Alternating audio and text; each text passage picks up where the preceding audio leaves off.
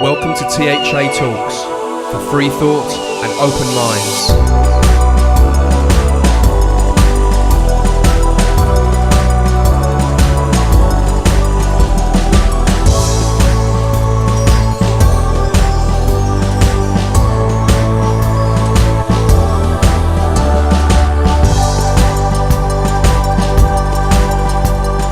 Hello, I'm Paul Obitelli and welcome to another edition of THA Talks, the alternative podcast show from the UK. Our talks include news, conspiracy, spirituality, the occult, science, history, art, philosophy, religion and much more. If you'd like to check out our full archive, just go to www.thatalks.com to listen to or to download all our free content. And if there's anyone who'd like to contact us and give us some feedback, or maybe you'd like to recommend a guest for the show, you can email us at info@thatalks.com, or you can go to our website and contact us via the contact tab there. And don't forget, you can subscribe to the show via our RSS feed, and you can also find us on iTunes and Stitcher and many other podcast directories out there. Well, thank you for tuning in again, ladies and gentlemen, wherever you may be, whenever it may be. It's good to be here. And we're well into February now.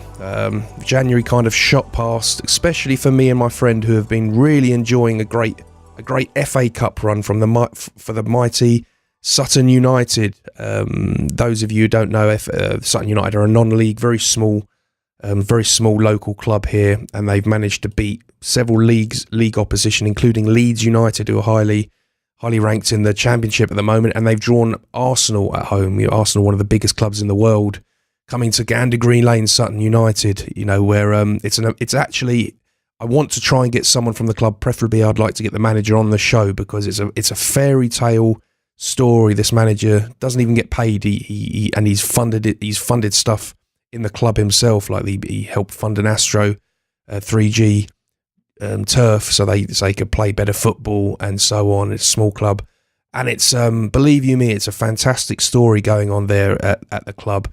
And for those of you who are interested in sport, or even those who aren't, it's just it just shows you what, passion, when passion's alive and well and people are doing something for the love of it, it can reap the rewards and you can get great results from it, because that's what I see the club at the moment. It's just purely everyone's there because they love doing it. A lot of players that perhaps haven't cut it at a higher level, that have come back down to try and work their way back up again and get another chance. They've got a handful of really good players there that are now having the whole world look at them, and they're playing brilliantly. So it's a nice story, and I think that's another subject I'd like to get on. If I can get someone from the club, a representative, or Doswell, the manager, that would be brilliant. And I just thought I'd throw that out there. Obviously, anyone listening can help me out with that. That'll be great. But it's we now and again we cover sport on the show. I think this is sport, but also a bit of an added kind of philosophy to it, because it's something quite magical that's happening there this season. But I thought I'd throw that out there. But today's show is actually going to be something completely different to that, but it's going to be a really interesting one. Got a very interesting guest up today that many people may know out there. Is there anything else I want to say? No, I think we're going to crack on to go to the other side of London, where there's a geezer over there, and he's a dramaturge, and he's most certainly a surge. He's a guy called David Parry.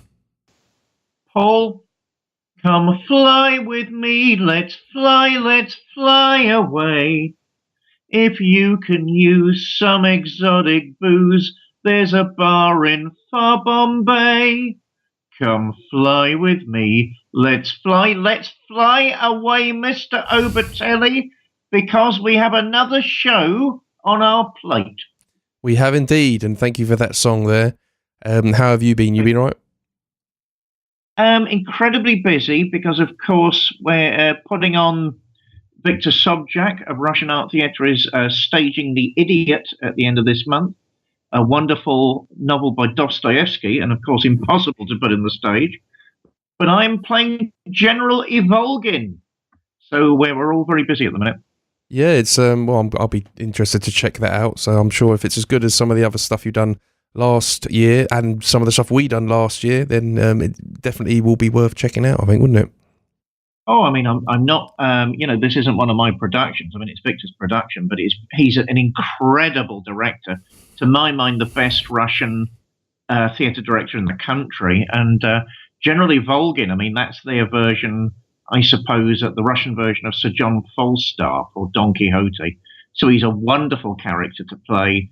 And yeah, I mean, we're already in rehearsals, and I'm really looking forward to it. Well, I'm sure we'll be plugging that near the time. And also, how did the Extremist Club go last week? It's kicked off again for 2017, and is it looking good?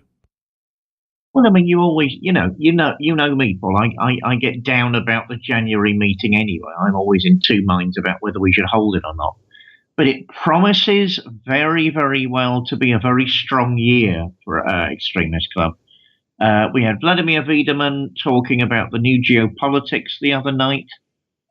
Very, very, very curious. Neil Weatherall, curiously, another dramaturge had to pull out at the last minute, which was quite a shame. So we had Alexander Barron, the journalist and researcher, talking about fake news. We had Andrew Ray, our resident Anglo-Saxon poet, and young Silvio Maras, who was giving Charlie Chaplin's speech on freedom. So, if that's the sort of meeting I don't want, just wait to see what's coming next. Yeah, it's for those of you who haven't heard yet, that the Extremist Club is a club that David organises with some other colleagues, and it's very much a friend of THA Talks. In fact, we often borrow guests off of each other, and it's kind of like it's a community thing. You get together, you listen to people speak, and then you have a drink at the end of the evening and have a chat about it, ask some questions. So it's a great social, great for networking, and that's held at the old coffee house pub in Soho. Normally the last Tuesday of every month, isn't it? Last Tuesday of every month, and the last bastion of free speech. Come and join us. Friendly smiles and lots to talk about. And don't let the name put you off, because the name basically just means extreme, and it was a kind of a bit of a mockery of some of the implied laws against extremity, where anything could be extreme love, extreme hate, extreme art, extreme, you name it, it's all extreme. So yeah, don't let that put you off. We look forward to seeing you there.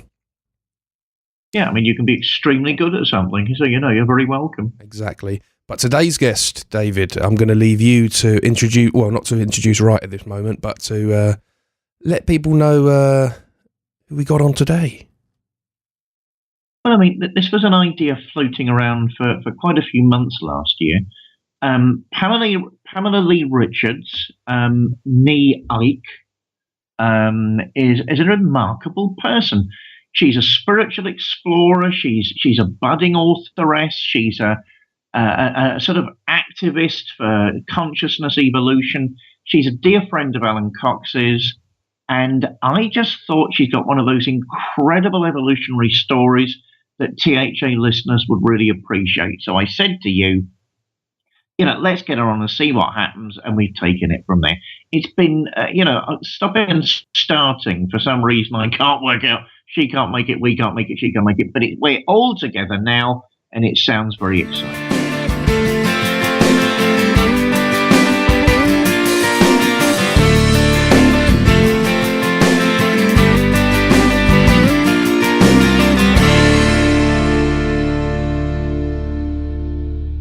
Evening, Pamela Leigh Richards, and welcome to THA Talks. Thank you very much, David. I'm very grateful to be here with you as well. Well, I mean, we have a very close mutual friend, Alan Cox, who sends his highest regards to you, and he enjoys your company, as I'm beginning to, and he enjoyed your work with him on his show. So I'm hoping we can make this an equally pleasant experience for you.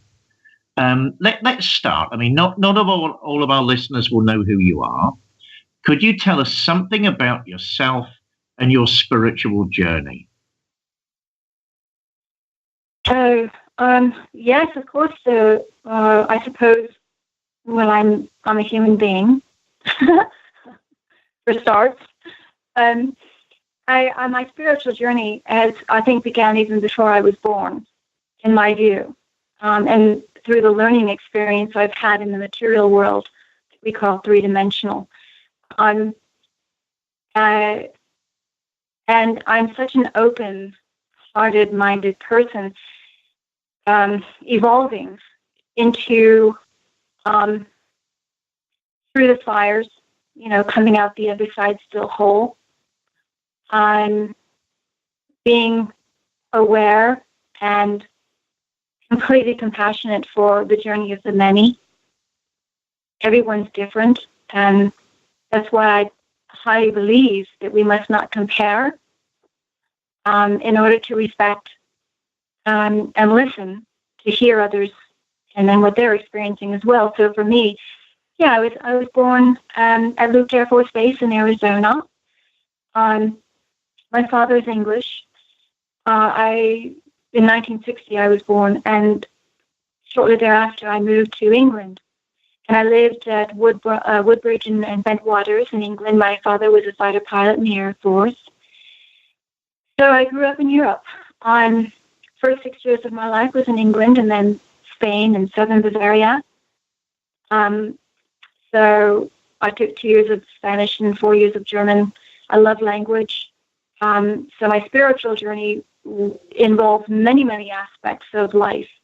Language and sciences and where I've come to today, and how I can view and review my past, coming forward to this moment, recognizing many, many things that sometimes are outside of the borders and boundaries of the language of man to describe. I believe that there are some things that exist that do not and cannot be determined by any mechanical device. There are things that we just know, and I can share that in the sense of through my journey of growing up and my past and coming through all of that. I went to Egypt, spent 6 months swimming with wild dolphins, had telepathic communications with them. I was writing 2 books. I'm still continuing to write 2 books. I'm a filmmaker, photographer. My passion is creation, of learning and knowing and understanding what creation and life is all about through the visual means of photography and capturing life and nature itself. That fascinates me. Also due to in 2010, when I had a near-death experience that involved a traumatic brain injury where I fell completely on my left side from the loft in the garage, fracturing my left wrist, 9 ribs, the top of my spine and my skull. And that's a whole other story we can get into later, but just to give you the summary here, that happened. And through that, when I woke up in hospital, which I was flown to by helicopter, I woke up in hospital basically seeing with new eyes.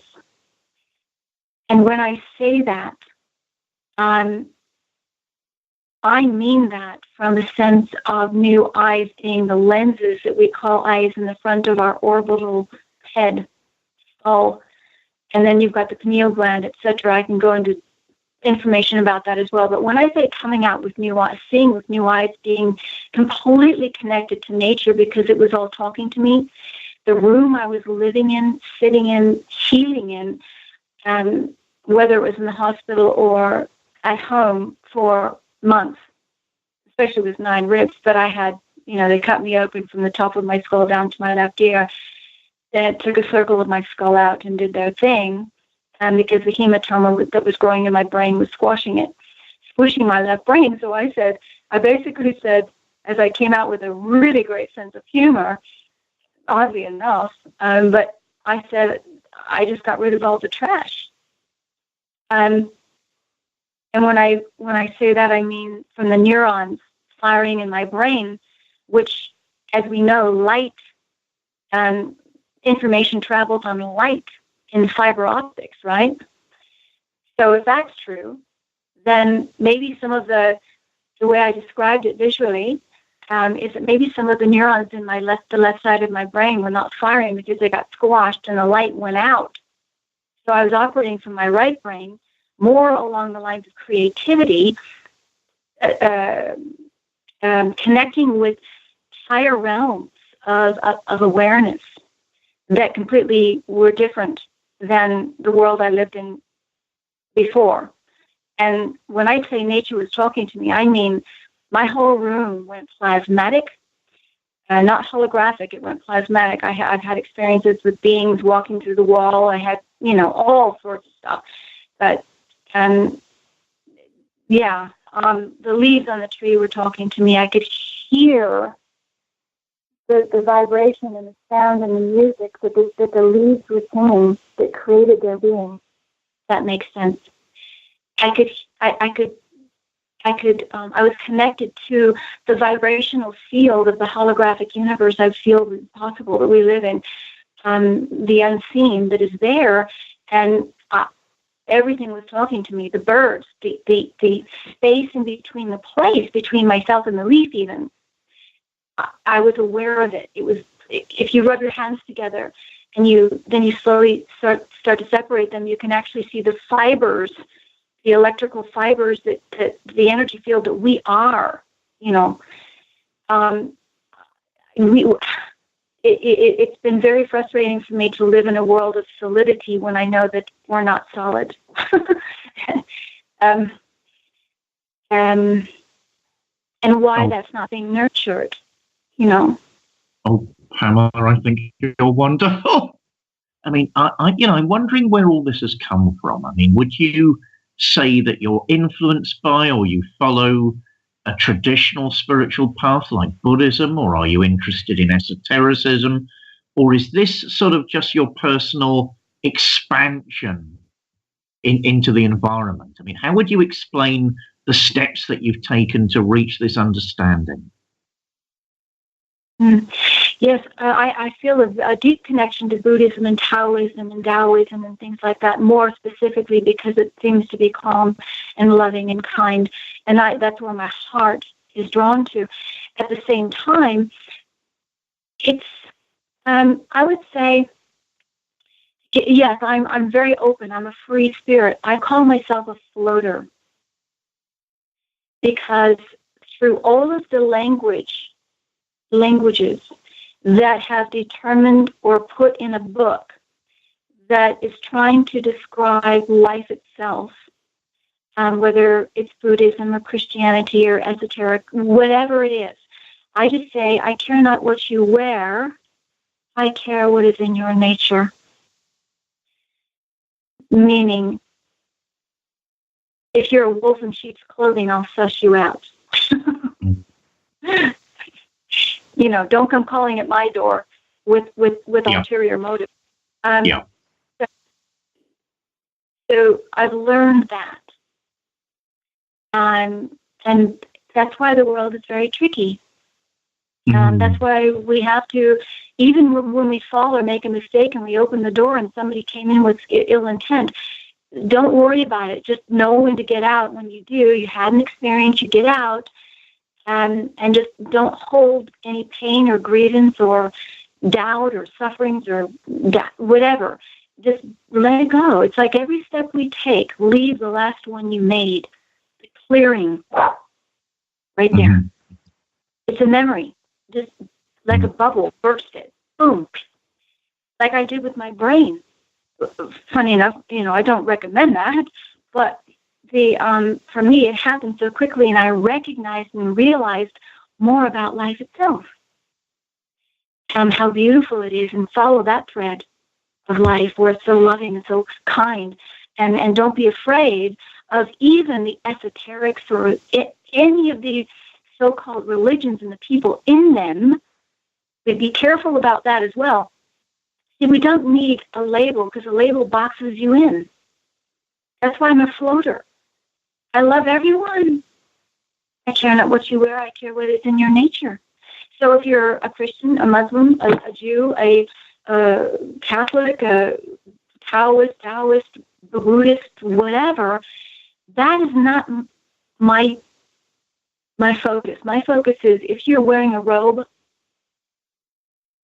I care what's in your nature, not your clothing. And what is your intent?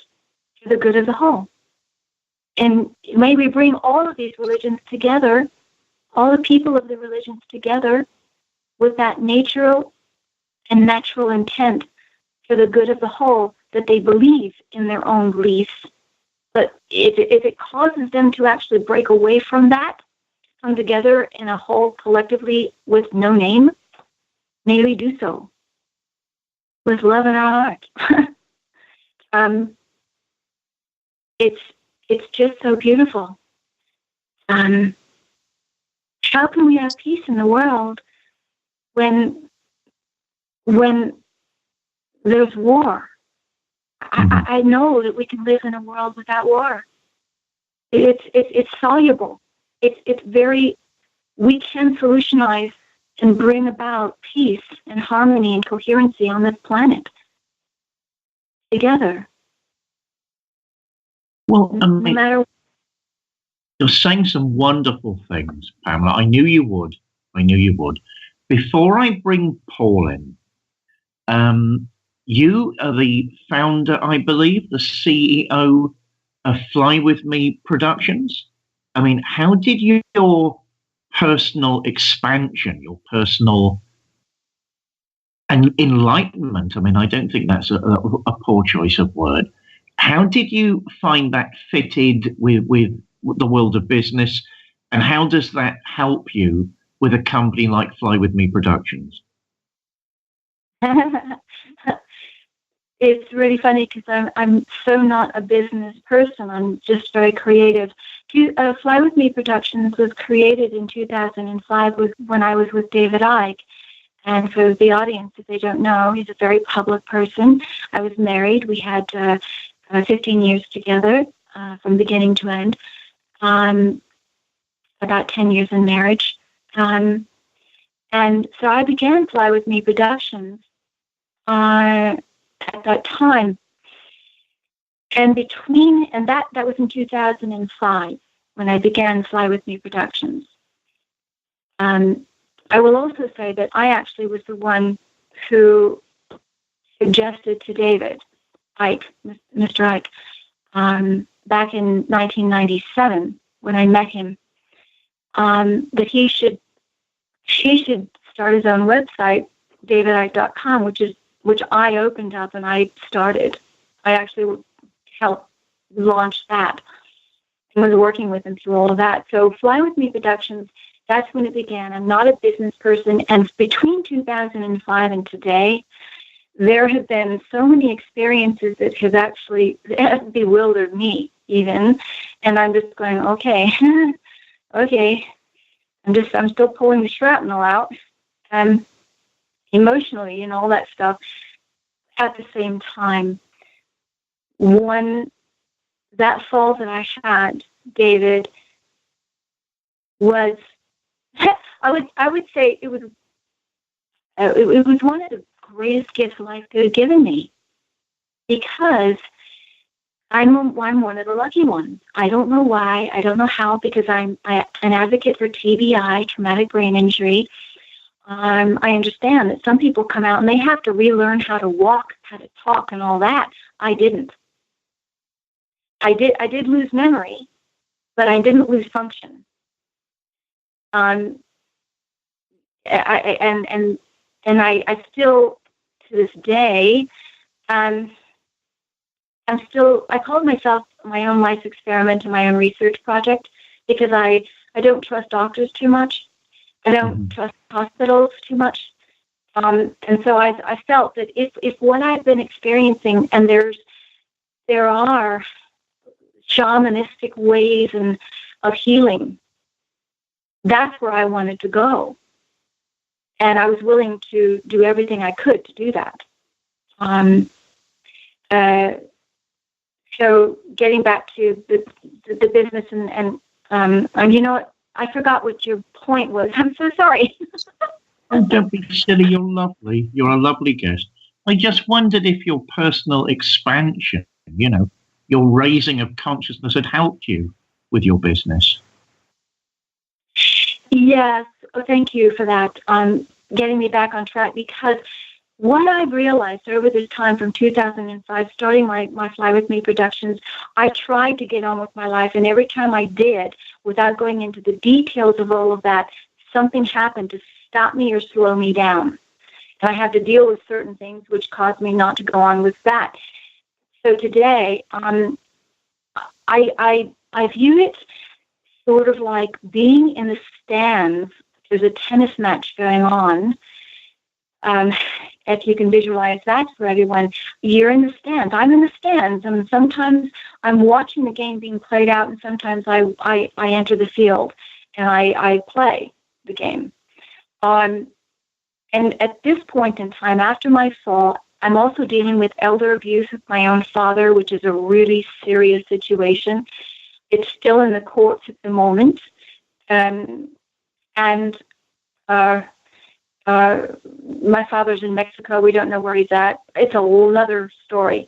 But so I've dealt with that. That was another shock to my system of what a human is capable of doing. And that means the woman who married him. Within 12 months, she moved in. Well, it's huge. Anyway, even my lawyers were shocked at what's happening and unfolding, but we're not giving up. I want to hopefully see my father, who's vulnerable. And she's basically, my view is he's a hostage and had been taken hostage. And we have all the evidence for financial exploitation, etc. So I'm going through that. But I'm stronger now. You see, through all of these things that have happened to me, which slowed me down in the business aspect of me becoming a business, I need a team around me who can help. Because I have the vision. I have loads. But to do the marketing and the way the internet and everything's moving so quickly, David, everything's moving so fast. There's a great quote that I love. It says, when everything is moving so fast is when you slow down. Like a particle in the wave, riding the crest of the wave, and you're this little droplet. And it's like, you're having a friendly time when the ocean's calm, and all of a sudden the wind comes and creates a wave. Ride the crest of the wave like a roller coaster and enjoy the ride as it touches on the shore, and then you slowly glide back into the ocean, and you don't become chaotic. You're a particle. I say I'm a particle with a heartbeat, but you're this. It's easier said than done, but I can feel it when you go into that core essence of who we can be and share that exponentially. That loving feeling of calm. And yeah, we went through some fires. I can talk about them, but it's in a book over there in the library that's no longer here. And we're all at different points on the path or climbing the rungs on the ladder, where some people say, well, as far as Ike goes, I've had only one person say, why don't you let him go? And it's all based upon me releasing everything that I had to release with that experience, which was real, and it happened. And I was going through that, my recovery from a traumatic brain injury in January of 2010, which is when the divorce began, and that was another shock. So that's why I say the gift of the fall helped me through that, gaining more strength to come out the other end, like the phoenix rising. It's one after the other, these experiences. From 2005, the business aspect and all that was constantly keeping me down. Something was keeping right? Mm-hmm. I had the Ike thing, then I had my father, and then I had, and which is 3 years now ongoing. Ike took the divorce, began in 2010 January, and ended on August 31st of 2012. I learned every step of the way through that how my patience was my guiding light. It exposed what life and the possibility of what was going on. And I have great compassion for everything. Just sometimes, kindness does not always turn away rage, David. Oh, I know from young Ellen Cox, you're a brave lady, and I know you're a bit of a battler. So I think you're lovely. I think you're lovely. I'm not the conspiracy boy on this show. That's young Paul. I mean, all this I find bewildering. But I think it's time he came in, because I think you two need a good chinwag. Paul, my dear, what do you think of all of this? Hi there, Pamela. Thanks for coming on the show. It's been really interesting listening to you so far. Obviously, I'd like to touch on the David Icke subject. Now, I know there's obviously these kind of things. Everyone's got their their side of the story and whatnot. And we've obviously had David Cox on the show, and he's a good friend of yours, and he's talked to us about the subject. Obviously, it's some of it's probably a personal thing, so I understand if there's bits you don't want to particularly go into. But I mean, could you give us a little bit more insight on the relationship you had with David Icke, and maybe a little bit about your views on David Icke, maybe when you were married to him and now, just for some of our listeners listening that I'm sure are a lot of them are quite familiar with David Icke's work. So, sure, it's really interesting. The only way people are going to understand is to read my side of the story, and which is public. It's out there, and I don't know when you want to let the audience know about that. It's on Fly With Me Productions as well. So the reason I came out, let me see if I can try and be clear about this. If you can imagine, if the audience, just imagine there's a girl, and she had, January of 2010, she had a near-death experience, including a traumatic brain injury. At that time, in 2010, she was 40 years old. Having lived with David Icke and being married to him since 1997 is when we met, and we got married in 2001. So in 2010, we had a life together. In 2010, I had the experience. The only reason why I came out publicly was because, again, if people can please understand, pardon me, when I had my brain injury, and I'm healing from that. In December of 2009, David sent me an email saying that we will divorce basically amicably. And all of this is, everything I'm saying is fact and evidence. So it's not he said, she said. No way, that's not me. It's just my journey. And I'm not afraid to come out and share what actually happened. And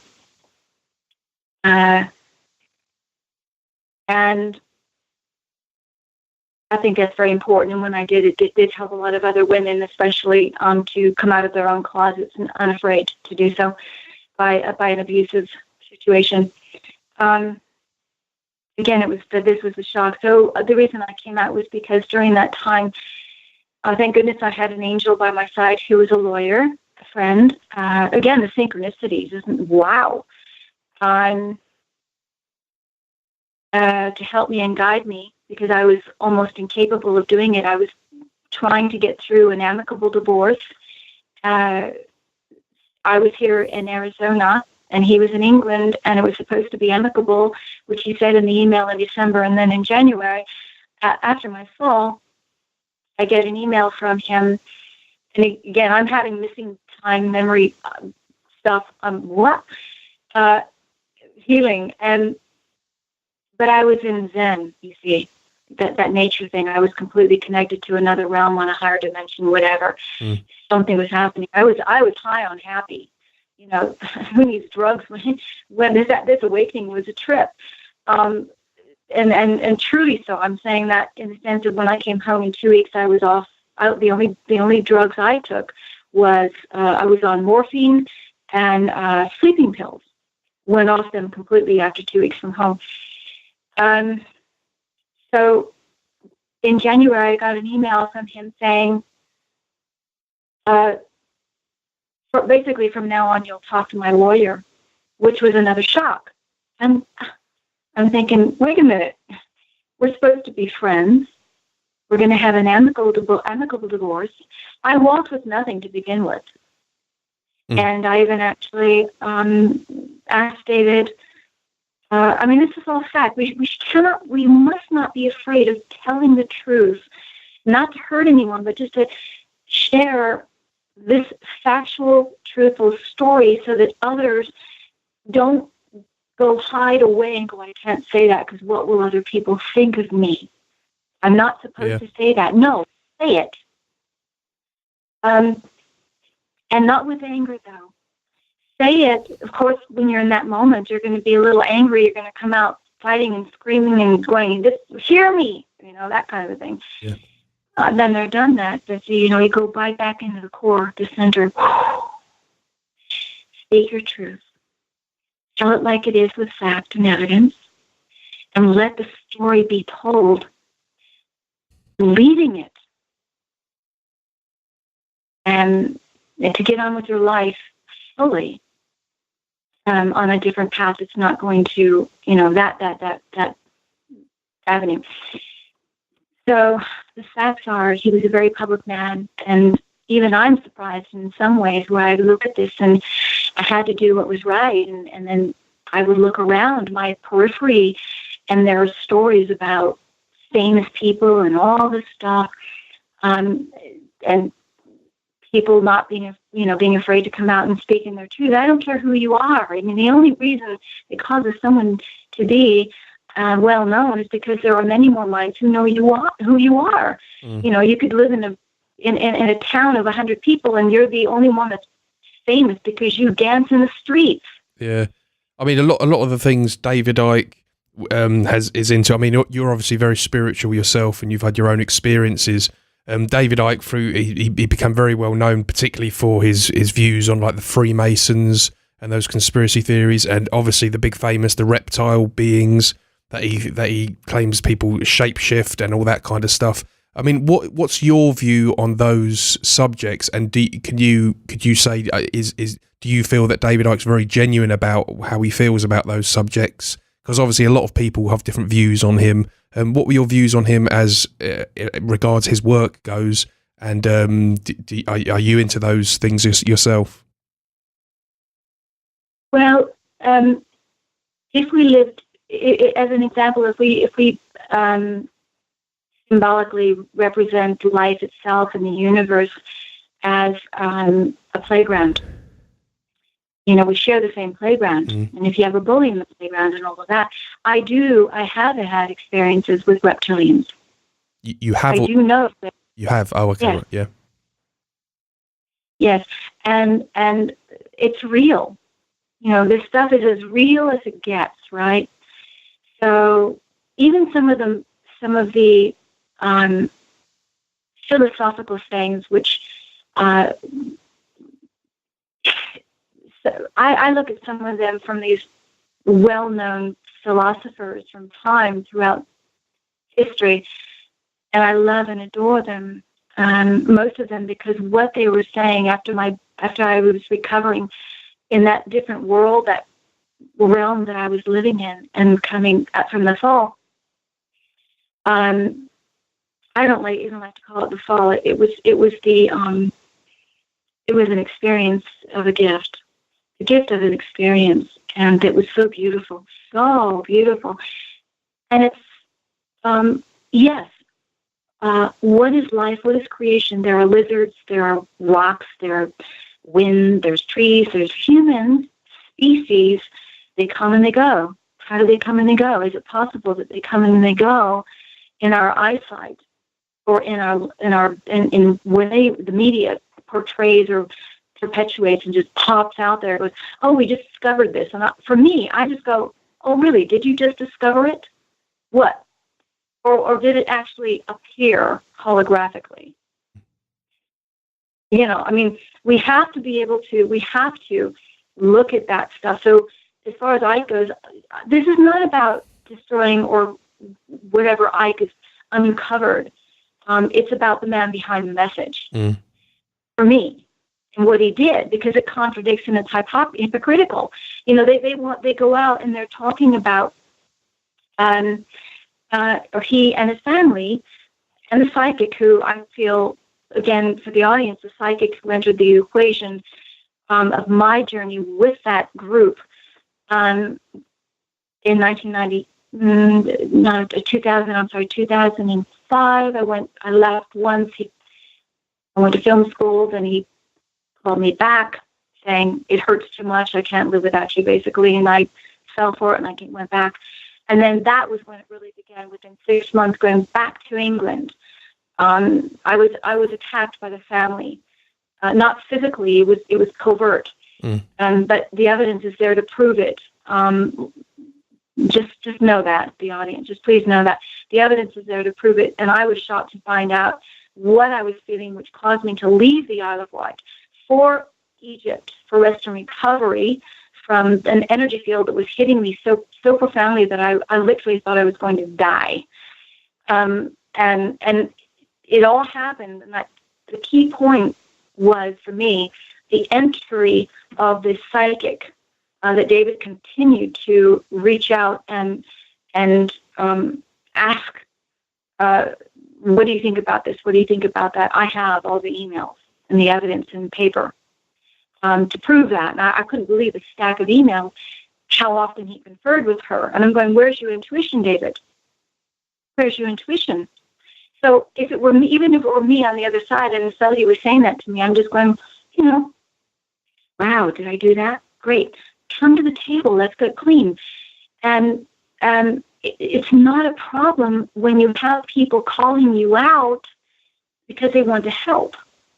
Yeah. If you have somebody calling you out on things that are happening that they can see, let's come to the table and have some coherency. Yeah. Let's bring this resolve. Let's resolve it. It's like, let's point that out. Yeah, the psychic did this and this and this, and she repeated it over and over, that Pamela married you for your name. She was there to destroy you, take your money, remove you from your children and all this stuff. And then when David would repeat these things to me, really weird things, it's sort of like a Molotov cocktail, throwing it and then running. That is exactly what was going on with me. I'm thinking, wait a minute, you David Icke, you send your wife an email and claiming these things, that other people are saying these things because it fits with what the psychic was saying, but yet he never came to me and said, Pamela, is this true? Well, it's the weirdest thing. It's the weirdest thing.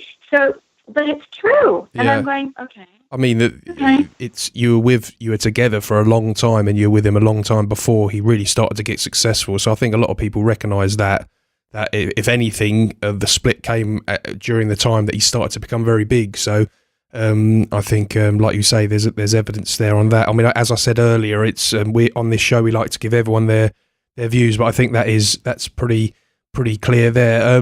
I mean, before we get David back in, what's your opinion on the Freemasons?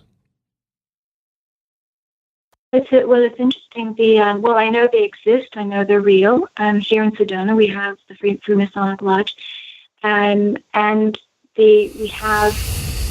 When I was on the Isle of Wight, I was the one who actually called around to find out. I called to find out how many Freemasonic lodges there were on the Isle of Wight, and a gentleman actually told me that how many there were, and apparently the Isle of Wight has more Freemasonic lodges per square mile than anywhere in Britain or in the world. I don't know, something like this, But Freemasons exist. I believe there is good in everything. Again, like I say, I care not what you wear, I care what is in your nature. So there are organizations and understandings of truth about creation and life itself. Why does it have to be hidden from the public? Why does it have to be hidden from humanity? What is being hidden? Why do we have to be so covert in knowing certain aspects how we can create things in mind control and all of that. Why can we not, if anyone understands mind control, why can we not mind control people? We don't want to do that at all, but into a world of freedom instead of control. Yeah, no, well said. David, you ready to come back in? Well, I mean, I'm not a conspiracy boy. I'm a British theatrical. So when I was doing a bit of digging on our wonderful guest this evening, I nearly fell off my chair, young Pamela, when I discovered you had connections to Betty Davis. You've got to tell me about that. I'm green with jealousy, and it sounds really exciting. I thank you very much. I know, me too. And you know what's really interesting, I'll throw this in before I get into Betty Davis, is that look at this. This is really funny. Here I am, one girl, right? And getting back to, again, I'll just quickly sideline with Ike, you know, and the family, they're all about saving children and all that stuff, but yet they crucified this girl. You know, that doesn't fit. So, isn't it funny that here I am, one girl, I know my heart, and I trust me. And my first husband, who's the father of my daughter, is big time involved in the entertainment world. I mean, we're talking Beyonce and Jay-Z and all that, right? I mean, I went to London and to the Princess Trust, and I met Jay-Z and Beyonce and all that. Well, it's another story. I've got loads. But anyway, so here I am in the middle. I've got that connection. He doesn't like David Icke. And then I'm married to David Icke. So I have two people that I was married to who completely are opposite. I'm in the middle. I'm a peacemaker. One on one side doesn't like the other on the other side. And one's calling him my programmer, and the other's calling him my programmer, and all that stuff. I'm just going, you couldn't make it up. So Betty Davis, yeah, you know, even my father, I'm looking at my father being taken away. I've always wanted to sit with him and talk about my family history, etc., and my own life, and why am I here? What is my purpose? I think I'm probably one of the most sane people you'll ever meet, and one of the most logical people you'll ever meet. And so my father, I'll tell you a story about Betty. My Aunt Marion, who is my father's sister, they grew up in Pasadena, California. And the stories of my Aunt Marion, which I have loads and hours of audio recording with her as I was questioning my background and all of that. Because, you know, when I was with Ike, I always had this big question mark over my head. This is honesty. Because of what he was telling me. Oh, you were born on a military base. Yeah, I've seen UFOs, etc. Pardon me. Anyway, so I'm going, okay. I've never heard about mind control. Okay. All right. Well, I'll check it out.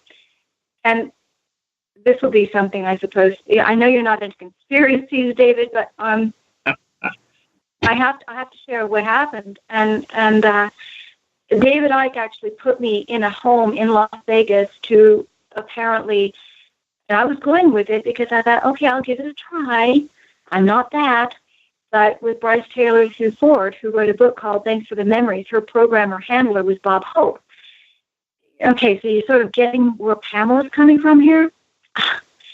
I'm going, okay, for 1 month. And the one person that came into that home where I stayed for a month in December of 2000, and don't have the exact date, but it's somewhere. The one person that came in with a gun was Ted Gunderson, head of the FBI in LA. Okay, right? So I'm just looking at my background. I'm going, wow. Okay, so my father and Betty Davis. My father told me a story where and he's in the military. He was a pilot. He very early, I think he entered the Air Force at the age of 17. And he told me that he got a call from his squadron commander, who surprisingly held the phone to my father saying, "It's Betty Davis." Now, my Aunt Marion, my father's sister, became the nursemaid to Betty Davis. And again, that's another story of how that happened. And Betty really loved my Aunt Marion. And so she called the squadron commander asking my father to come visit as a surprise for Christmas.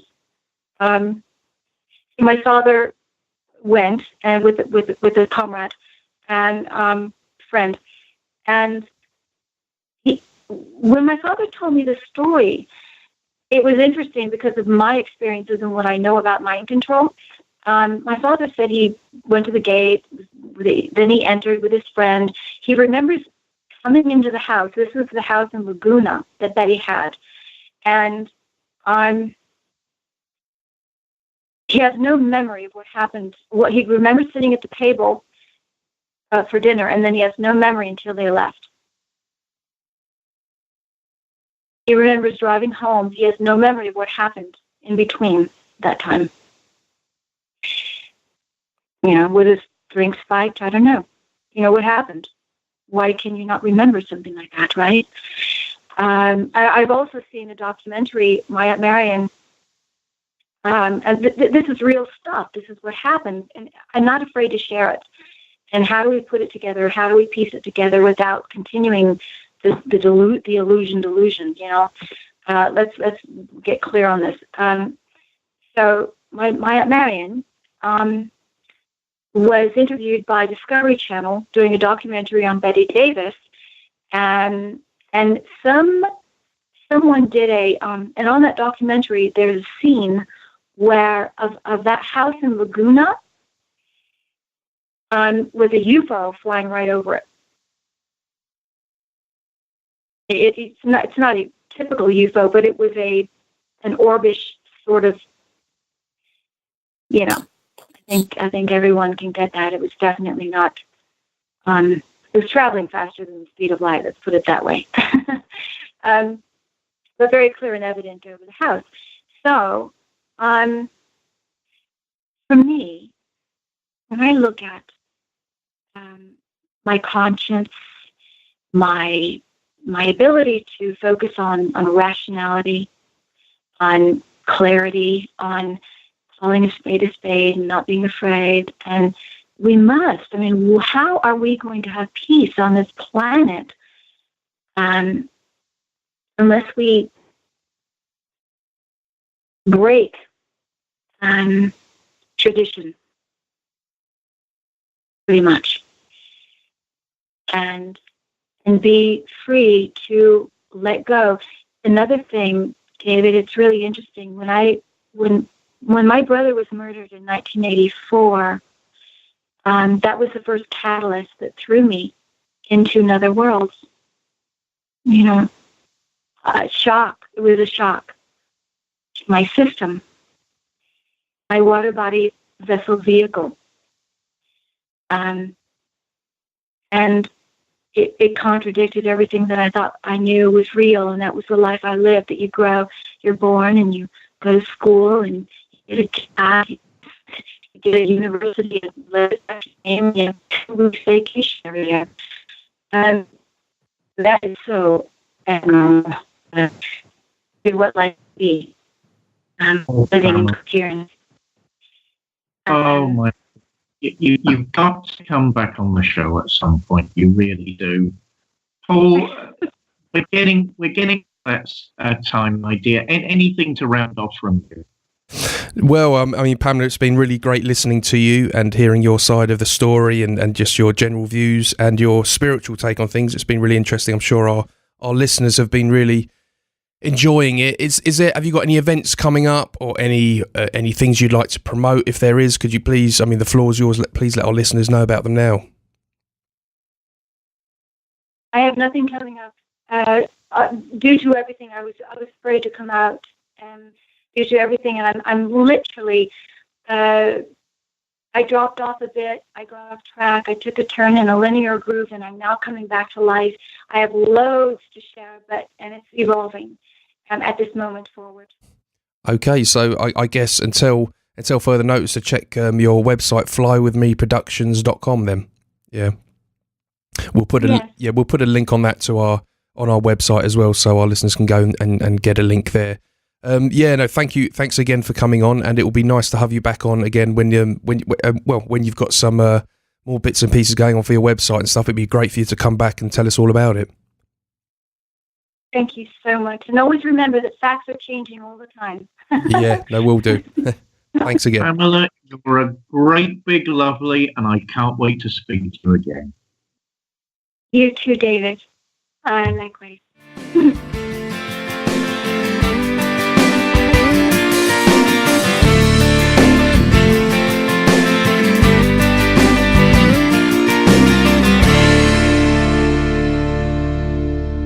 Well, young Paul Overtelly, that was Pamela Leigh Richards. What a brave and remarkable lady. What did you think of that discussion?